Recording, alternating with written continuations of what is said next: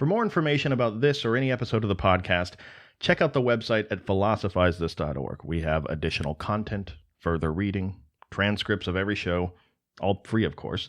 But if you value the show as an educational resource and you want to help keep it going, you can find out more about how to do that at patreon.com/philosophizethis. Or alternatively, if you're buying something from Amazon this week anyway, consider clicking through our banner. It's at the bottom center of the landing page of philosophizethis.org. Small percentage goes back to the show. It may just be a click for you, but every little bit adds up. Thank you for wanting to know more today than you did yesterday, and I hope you love the show. Remembering the important elements of Plotinus' philosophy and Neoplatonism as a whole is easy to remember when thinking about it and remembering it in relation to one common question about God. It's a question that people understandably ask whenever there's any sort of major tragedy in the news or around the world. And really, of all the arguments people make against the existence of a God, it's one of the most common, and I think one of the weakest arguments around. It goes like this. How can an all-powerful, loving God exist and still allow evil to exist in the world? You could think of that question differently with a less narrow conception of what God is, and you could ask, how can evil or bad things arise from a force that's entirely good, one that possesses no evil to begin with? You know, if we live in an ordered and harmonious cosmos, as the Greeks mostly thought, and goodness is something that seems consistent and important to whatever maintains this order and harmony, then why does evil exist at all? Well, Plotinus had a really good answer to this. And unfortunately, just explaining how Plotinus would have responded to the question when it was asked to him is not enough. And look, it's not like his entire philosophy centers around this question anyway, but what I'm getting at here is if you could remember Plotinus' response to that question, and why he thought it was the truth, then by remembering one question, you could use it to remember the most important contributions Plotinus and the beginning of Neoplatonism made to philosophy as a whole.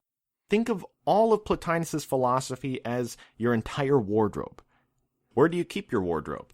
Well, hopefully in a closet. I mean, you don't have it laying in the middle of the floor in a giant mound getting all wrinkly and you just pull from it as you need it. You have a closet, and it's all organized. You got your summer wear over here, your winter wear over there. You got your old prom and homecoming dresses and those weird bags behind everything. I don't know. My wife still does for some reason.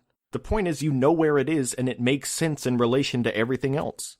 This question is a walk-in closet that keeps Plotinus' philosophy organized. And we're going to keep referencing it throughout the episode because it's so effective.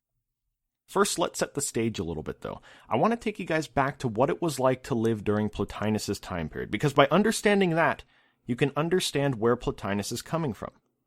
You'd find yourself in the year 250 AD, late antiquity, right during a period of the Roman Empire with more disaster and chaos that was out of the average citizen's control than almost any other time in the history of Rome. This time period is actually commonly known as the crisis of the 3rd century, so just the name gives you kind of an idea of what's going on. This is a couple hundred years after the Hellenistic Age. Again, one other example of philosophy making giant strides during times of political and cultural unrest. Life was terrifying for these people. Constant war, constant disease, it was killing everybody. And when it was all said and done, historians think that the population of the time, the people living in that region, was reduced by a third. And that's not all. The population that survived, even in areas where no war was going on, these people still had to pay for that constant war. Taxes soared. A lot of people were forced to move somewhere else because they just couldn't afford to be a citizen of Rome anymore. I mean, try to imagine your modern-day government demanding money from you, and when you can't pay it, they force you to move somewhere else. You just got to walk in one direction for miles. It would be terrifying. In fact, maybe I'm getting too specific there. Forget that example. Just imagine yourself as someone living in Rome around the year 250 AD, during all these problems that are going on, and you have a bone to pick with Plotinus. Let's say you pride yourself on your ability to think about things. You just had an epiphany. You're thinking to yourself, how can an all-powerful God exist when there's so much evil in the world all around us? You think it's an amazing point, and you're going to take it to Plotinus, the wisest, most highly respected philosopher sage around, and say, let's see what this guy has to say about this question, right? Well, forget what Plotinus was like for just 1 second. Let's talk about you. And I'm not just talking about you. I mean, what it is to be a human being during this time period.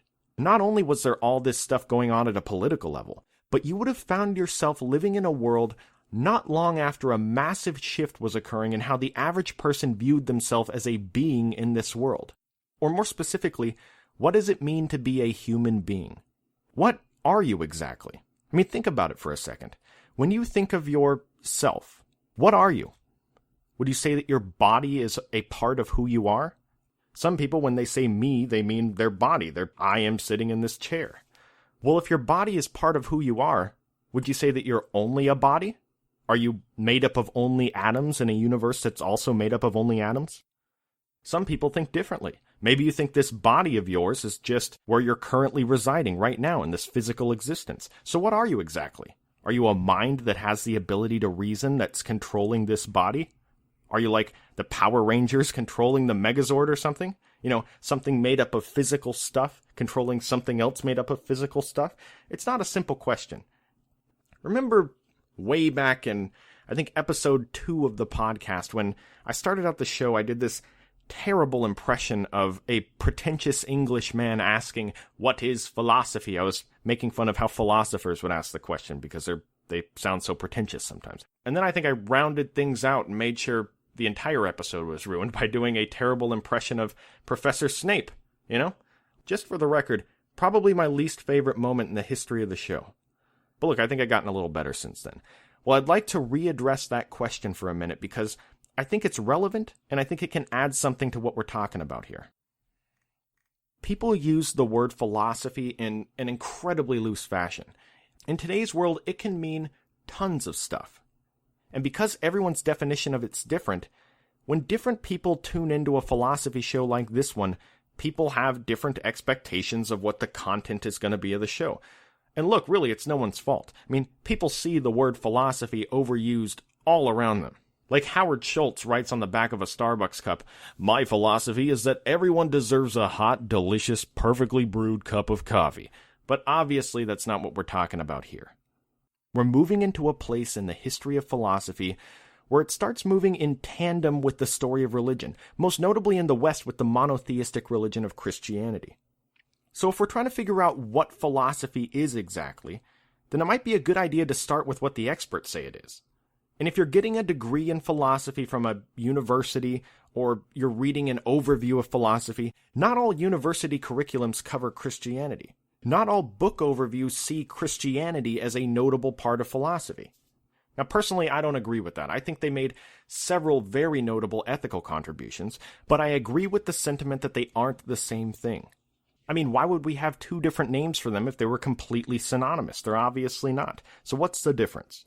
Well, there's a book called A Brief History of Thought by a guy named Luke Ferry. It's one of those very general, broad strokes introductions to some of the core concepts in philosophy. It's by no means comprehensive. Its target audience are people that have little or no experience in philosophy, and it's just trying to pique your interest or give you a skeleton to work with when you're moving forward in your education. And now that I think about it, people ask me for further reading all the time over email. Well, here's one for you. This has to be on Audible. It's a bestseller. Why wouldn't it be? But I definitely recommend it. And throughout this entire book, he makes the case that philosophy and religion are two very different things that try to address the same issue. He says that we are humans. And unlike any other animal in the animal kingdom, we have the unique ability to use that prefrontal cortex of our brain and look ahead of us and worry about what terrible things might happen to us in the future. We have the ability to look behind us and regret things that we did or may not have done. This unique ability of humans presents a very unique problem for us. It causes anxiety. It causes fear. Luke Ferry makes the case that what we fear as humans is death. But his definition of death isn't a narrow definition where he's only talking about the end of this bodily existence. He thinks that death is better described with the term of irreversibility. Being humans, we worry about anything bad that might happen to us where existence won't be the same anymore in the future. It's irreversible. We might worry about things like our arm getting ripped off by a passing train or a bus, right? You might worry about your girlfriend leaving you. You're worried that one day you're going to be looking back and say, that's the one that got away, and you're going to be lonely for the rest of your life. We fear irreversibility. Well, both religion and philosophy give us relief from this fear. They just do it in different ways. Religion makes the claim that death is an illusion. And there's all different ways the various religions put this, but most of them say that death is just the end of this obstacle course that we're in, and then the true existence begins, or re-begins, in some higher realm. When seemingly bad things happen, Christianity would say that it's all part of the providential plan of God. So you shouldn't worry about it. God is sending you a message through this experience, and ultimately, it's for your betterment. Luke Ferry says that philosophy, on the other hand, is salvation without religion. He thinks that philosophy is a way to look at yourself objectively and overcome this fear of death and irreversibility using only the mechanisms given to you as a Homo sapien living on planet Earth. To come to peace with death and this fear of irreversibility, he says you don't need a supernatural God that tells you that death is actually something that you should really be looking forward to. That's what philosophy is. And so far, we've seen a lot of examples of this, right? We have the Epicureans saying that there's no reason to fear death because all you are is a collection of atoms that will simply cease to exist one day. We have the Stoics and the Buddhists saying very similar things about the fact that if you're to be killed or bad things were to happen to you, all these things are external to you. They're completely out of your control, so there's no reason to worry about it. There's tons of examples like this.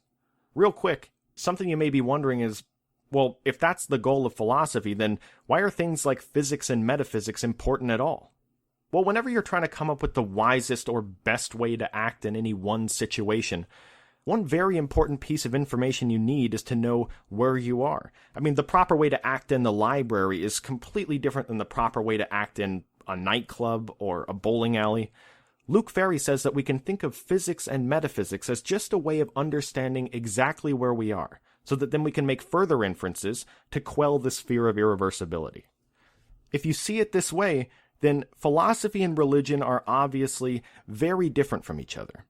There are exceptions to this rule that he's laid out, but by and large, it's a really good way to categorize information in philosophy. This is the idea behind why so many university curriculums and books don't consider Christianity or other religions as philosophy. And really, can I just say real quick that as a nice man, a kind man, that wants nothing but to entertain and empower people with my voice, the idea of doing an episode solely on the founding of Christianity is a recurring nightmare that I wake up to. Christianity back in the times of Jesus and then the Roman Empire was much different than Christianity is today. Plus, because it affects so many people still, there are all kinds of different interpretations of what happened, how it happened, how Christianity made its ascendancy to the top, and its relation with government once it was at the top. It's an absolute nightmare. It's just asking for people to be offended or for people to defensively offer up another interpretation of what happened. The religion itself is a pretty big part of philosophy over the years, and we will have episodes on philosophers who were Christian that looked at the tenets of Christianity through the lens of philosophy, but to do an episode on the founding of the religion, not really relevant and not really a good idea. Just think about any other story we have during this time period or before. I mean, just to give an example, we talked about Seneca in our episode on Stoic ethics. Remember? He lived a generation after when Jesus would have walked the earth. He was supposedly an important public official. He was supposedly the advisor to the Emperor Nero. And we don't even know for sure that he existed. The signs definitely point to yes, but there is uncertainty there. Many people think that his writings may be 2 or 3 different people just attributed to one guy they call Seneca for simplicity. On that same note, just think about all the magical and crazy stories we've heard about people like Pyrrho or Pythagoras. I mean, today we're going to talk about Plotinus, who lived in 200 AD, and there's still all kinds of stories of him summoning spirits and countering spells and stuff like that. We're supposed to immediately discount these stories as though they're completely untrue and accept the miracles that Jesus performed as fulfillment of prophecy. The point I'm trying to make is that all the sourcing from this time period is a little shaky and up for dispute, and as a podcast host, I don't think it would be fair to do a show on the foundings of Christianity, and I don't think I'm qualified to do it anyway. But one thing that you can't dispute from this time period is the giant surge in popularity of Christianity. And really it was in line with that shifting of how the average person of the time viewed themselves. Remember, what am I exactly? It's not like people just started thinking about it right then. There were tons of answers to this question that came before this time period of 250 AD. I mean, pretty much every Greek philosopher before had something to say on the matter, and really all those guys had the same amount of real evidence to make these claims about what we were. They had nothing. Well, now there was a new thought pattern growing in popularity, just like all the other ones. People decided that they weren't a body or a mind. They thought that they were just a consciousness that controls a body in this physical world. Humans decided that what they truly were was something that closely resembled a spiritual being. Not just a spiritual being, but an imprisoned spiritual being. Confined, chained to bodies in this physical realm. Your body belongs to you, but it isn't you. Kind of like your smartphone. It belongs to you. It's instrumental in how you go about your everyday existence, but your smartphone isn't you. Your true self is just a consciousness that controls this body. It's important to note that when all these other Greek philosophers were talking about souls, there were no implications necessarily of this soul traveling to some spirit realm after you were dead. There are very sporadic instances where they mentioned an afterlife of some sort, but for the vast majority of them, the soul was completely compatible with the physical world, many times as much a part of your body as your hands or feet were. If your hands were the part of your body that held things or felt things, then the soul was just the part of your body that reasoned or felt emotions, or a number of different things depending on which philosopher was speaking at the time. Just imagine for a second if you felt that way. The people back then, more and more, began to see themselves as a consciousness trapped in a flawed physical body, existing in this flawed physical realm that brings you suffering, just dying to return to real existence in this higher realm that has nothing to do with the physical world. I mean, just imagine feeling that way. It had to have been crazy. You're basically the main character in the movie Planet of the Apes. You crash land on an alien planet. Actually, spoiler alert, you crash land on what you think is an alien planet. Your ship is destroyed. You need to replace some of the parts for your ship or find a new ship so that you can get off the planet and fly back to your true existence. But in the meantime, you're trapped on this hostile alien world, just trying to make the best of it. Well, that would have been your reality living back then. That would have been Plotinus's reality. So what started to happen is people started looking for a way to get some relief from this reality as they saw it, and not to mention the anxiety of death and the irreversibles and all the other problems that you face as a human in this world that we talked about before. And there were several narratives that gained popularity during the time to try to achieve that sense of relief. I mean, it's no coincidence that it's during this time that Eastern philosophy starts to grow in popularity a little bit in the West. There were several pagan approaches to it, but none of these caught much steam because they didn't immediately improve the lives of the people following them like Christianity did. Plus, Christianity offered a personalized salvation. It was very appealing to people worried about their own mortality and thinking of this world as completely hostile. The most important thing we should understand right now is that during this time that Plotinus lived, there were various attempts at creating a system that would help people cope with this new idea of what exactly being a human is. And most commonly this was done by creating a distinction between existence in this physical world and what they called true existence. Turning away from our bodily existence and towards a higher realm of existence. Neoplatonism was one of these systems that aimed to do that. But let's go back to our example. You're living in this time period, you see yourself as a consciousness trapped in this inferior physical realm, and you have this great idea pointing out how God can't exist because there's all this evil in the world all around you, and you're going to ask Plotinus what he thinks about that. Well, based on the stories that we have about him, it's pretty clear that Plotinus was an interesting guy. He's alive a little too late to have super extreme stories written about him where he's practically a god himself. He has kind of a lessened version of the treatment people gave Pythagoras, He ends up sounding a little less like a god and more like the ruler of North Korea, He'll get stories like he invented the game of basketball and he scored 1,000 points in his first game playing. Things like that. He gets stories where he has these really notable achievements that probably aren't true. Well, there's a story of Plotinus when he's fairly young, and one of his fellow classmates gets really jealous of him and casts a spell on him. He was like an evil magician, and Plotinus gets hit with the spell and his body gets all stiff. It's stiffened up. But because Plotinus had such a powerful spirit protecting him, the spell bounced off of him and was reflected back onto the person that cast it. I mean, basically replace the entire opening sequence of the Harry Potter books with this section of Plotinus' life. I mean, come on. His mom's love protected him, the powerful spirit. You know, Voldemort got his spell cast back on him and he had to get geriatric care for the next 15 years. Look, I'm just saying let's not completely rule out the idea that J.K. Rowling was heavily influenced by Plotinus. What I'm saying is, we have a very limited number of stories about Plotinus to work with, and these kinds of stories recur over and over again. He was seen as a sage in his time. He didn't eat very much. He didn't sleep very much.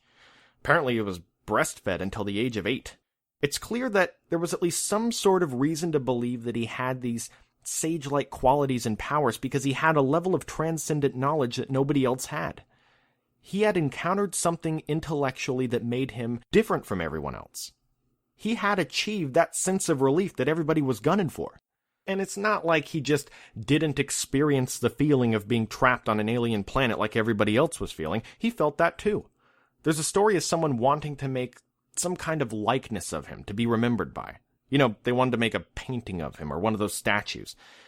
And when the guy asked Plotinus about it, he turns to the guy and says, quote, "Is it not enough to have to carry around this image? Must I transmit the image of this image as worthy of attention?" End quote. What he meant here is that this body that he inhabits in this physical world, this isn't the highest form of existence. This body that he's in is already just an inferior copy of something else. He sees it as just an image. Why should he have a picture painted of this false image of who he is? It's just an inferior copy of an inferior copy. I mean, it's like taking a Polaroid picture of a Polaroid picture. What's the point? Plotinus was highly respected. And if you asked him, how can a god exist who is good and powerful and still allow evil to exist in the world? How can that possibly be the case? He would say that it's because evil does not exist. At least in the way you think about it, it doesn't. See, Plotinus would have heard your question and said, how does evil exist in the world? That's easy. In fact, I'll do you one better. How does anything bad exist in the world at all?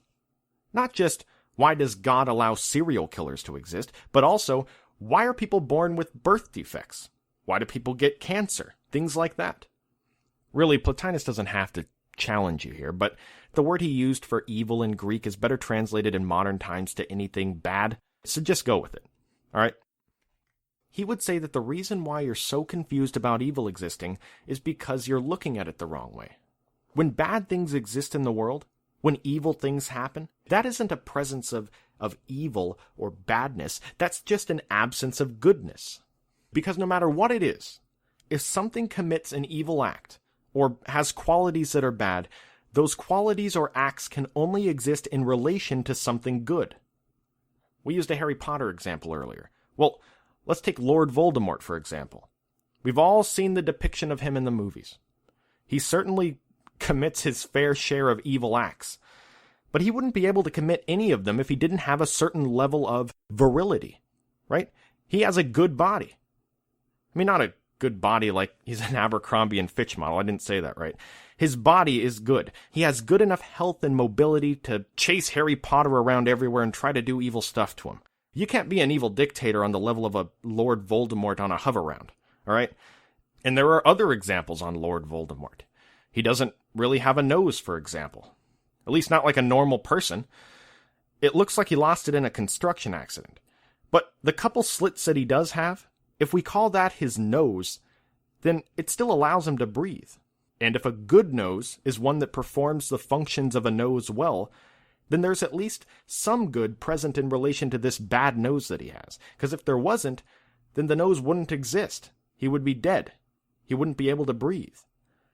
Well, everything evil or bad really should be thought of as goodness, not being as good as it has the potential to be. Because if something was completely devoid of any good qualities, it would not and could not exist.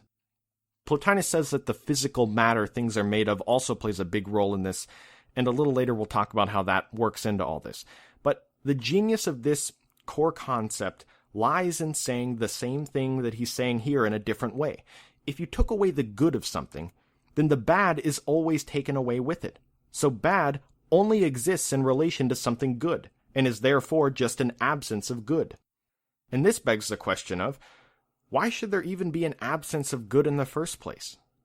Well, this is the crossroads that can be explained by the rest of Plotinus' philosophy. This is a convenient pivot point, because by explaining that absence of good, we thereby explain his largest contribution to philosophy and the philosophical system that allowed him to get relief from being trapped on this alien planet that we're on. See, this alien planet is the physical world, just to clarify. And Plotinus' philosophy begins with asking what seems like kind of a weird question. How do we tell when something is something? What is a quality that everything that is something has? Well, to answer this question, Plotinus looks at a lot of different individual things and tries to figure it out. He says, quote, "It is in virtue of unity that beings are beings. This is equally true of things whose existence is primal and of all that are in any degree to be numbered among beings. What could exist at all except as one thing? Deprived of unity, a thing ceases to be what it is called. No army unless as a unity, a chorus, a flock, must be one thing. Even house and ship demand unity. One house, one ship, unity gone, neither remains. Thus even continuous magnitudes could not exist without an inherent unity. Break them apart, and their very being is altered in the measure of the breach of unity." End quote. So in case you didn't catch it, Plotinus says that everything has a certain amount of unity to it. In order to be considered a thing, you need to possess a certain amount of unity. What makes a marching band one marching band? Why isn't it just a bunch of individual people in really weird costumes that specialize in playing various different instruments? At what point does it become a marching band? It's that quality of unity that makes them one marching band. If you remember our last episode, when we compared the world of forms to IKEA, what makes the bookshelf you just bought a bookshelf as opposed to just a bunch of different parts that you get when you open up the box when you get home? And on that same note, what makes a clock instead of just being a bunch of different individual cogs and levers? Plotinus says that what all these things have in common is that they possess unity, but they all don't have the same amount of unity. The level of unity that something has comes down to the idea that Aristotle lays out in his four causes. If you remember, one of those four causes is the efficient cause, which the vast majority of the time is just the cause of the thing's existence. What brought this thing into being? Well, the efficient cause of a clock is much different than the efficient cause of a dog. I mean, humans artificially created that clock's unity, right? We put all the cogs and levers together. Some clockmaker did. Living things like dogs have a unity that's inherent. They were born with it. And it's because of that that Plotinus says that something like a dog has a greater amount of unity than something like a clock. And marching bands have even less, for obvious reasons. Following this line of reasoning, Plotinus says that the more unity something has, the more real it is. Well, we've already talked about this concept of reality not existing in this physical world, this bodily existence, right? And that our true existence lies in a higher realm that we're hoping to return to one day. And for the record, remember this is Neoplatonism. This is compatible with huge concepts that Plato talked about. Remember his allegory of the cave, that reality as we see it can be thought of as just shadows on a cave wall? Well, those shadows on the cave wall that we see in our bodily existence, the inferior copies of the true forms of everything, this alien planet was what almost every single piece of Greek philosophy before Plotinus tried to make us feel better about. We can look at the philosophy of this time period as just a means to an end of relieving the suffering of the physical world within the physical world. Greek philosophy that came before focused on achieving happiness in this physical world. But Plotinus tells us to turn away from this bodily existence and towards a higher realm where our true reality is. And this idea of unity is extremely important. This is the part we need to remember for future Catholic philosophy. The most important part of Plotinus' philosophy is called his chain of being, sometimes referred to as his hierarchy of being, sometimes referred to as other things, but it's kind of how it sounds. It's a hierarchical system. The most common visual people use to describe the way Plotinus looked at this hierarchy is a multi-tiered fountain, and personally I like the example.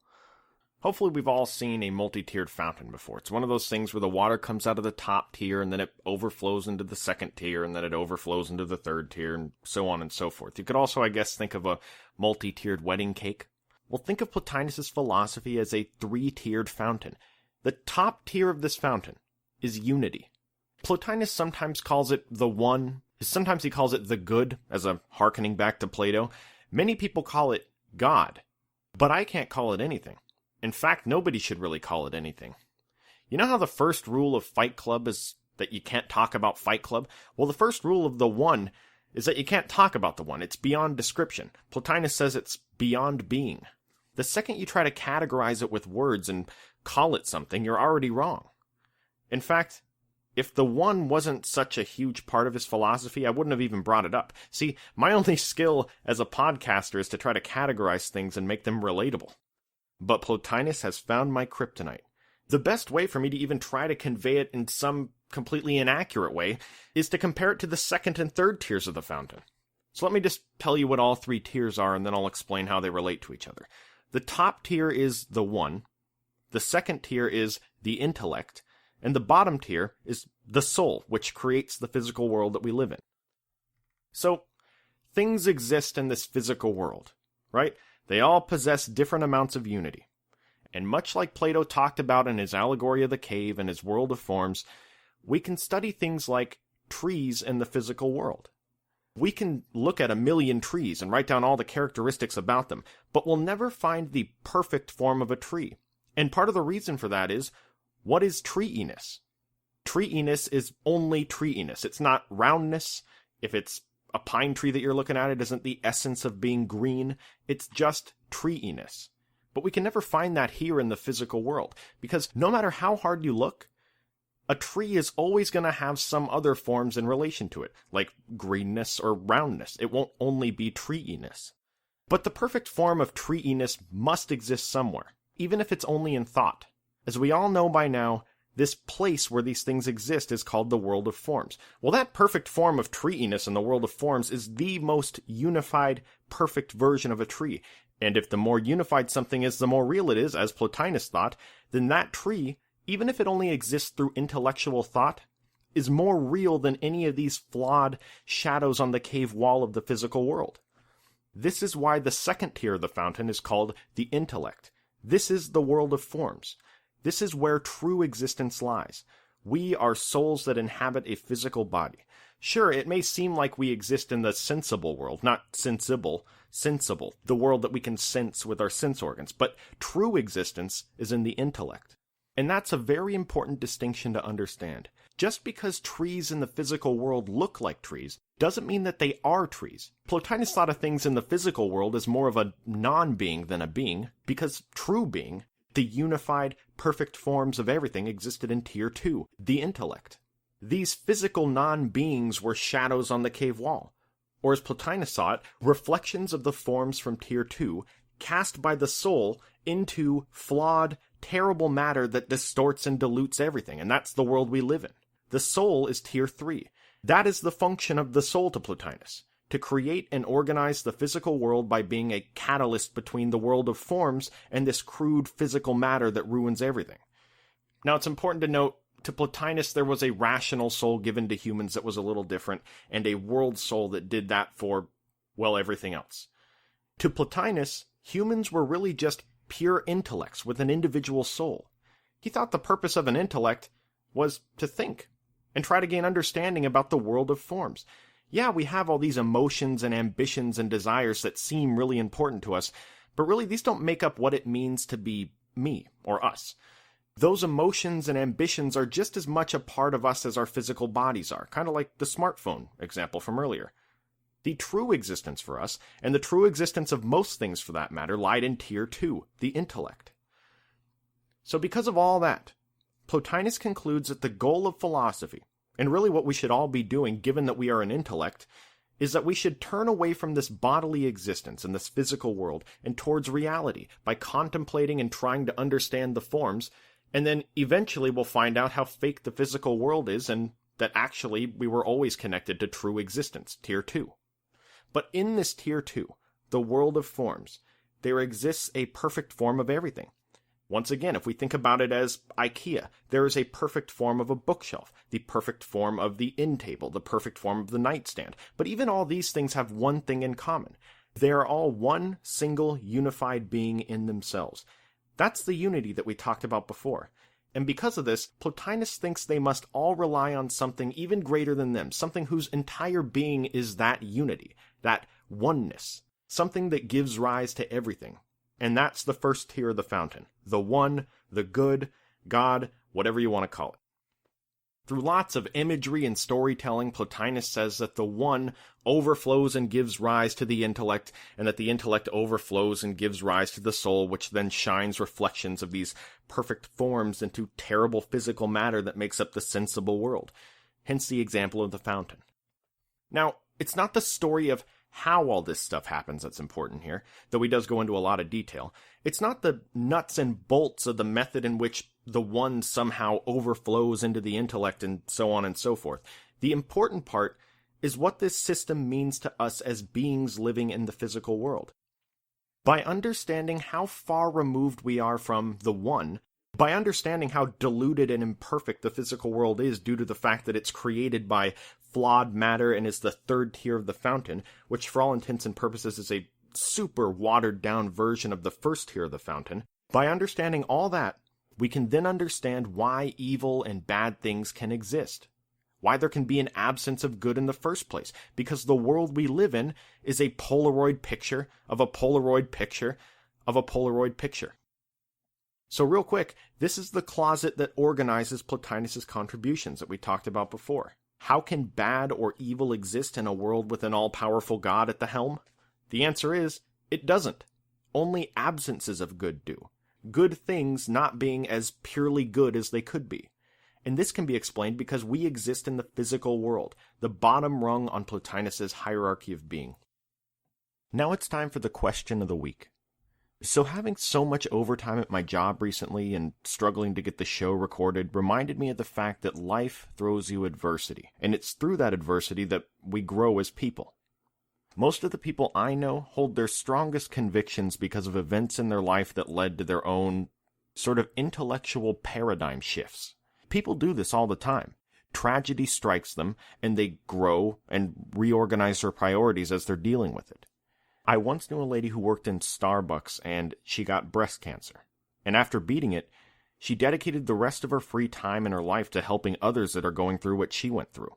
It changed her entire outlook. That moment in her life fueled one of these intellectual paradigm shifts. So philosophize this. What adversity has life thrown your way that developed who you are today? Thank you for your patience with me, guys, and talk to you soon. Hey guys, if you love Philosophize This and want to make sure you never miss an episode, consider signing up for email notifications. Whenever a new episode is released, I will personally send you an email telling you it was released, along with a short summary to pique your interest, a picture, guaranteed to make you smile, and pretty much anything else interesting in the philosophical world that week. You can sign up on the front page of StephenWestShow.net, and as always, thank you for wanting to know more today than you did yesterday.